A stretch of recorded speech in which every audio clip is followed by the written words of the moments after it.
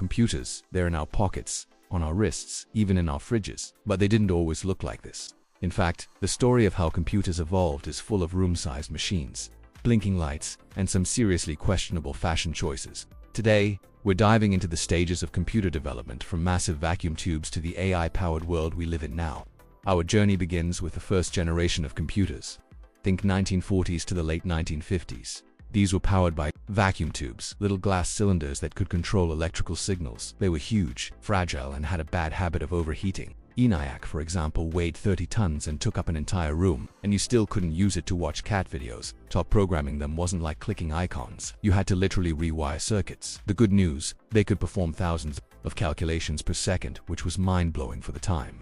Then came the second generation, the transistor era. These replaced vacuum tubes with small, solid-state devices that were faster, smaller, and more reliable. Now, computers could fit in a single room instead of a whole building.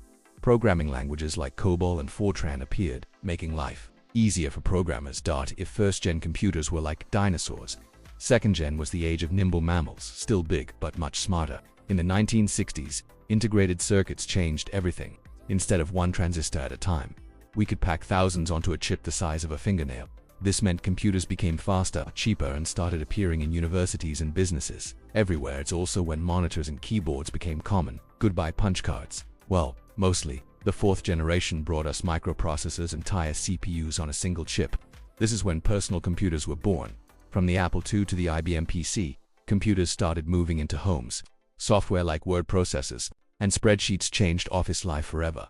Fun fact, the very first portable computers still weighed more than some small dogs, so maybe not so portable. Then we hit what's often called the fifth generation computers that can learn, adapt, and process natural language, artificial intelligence.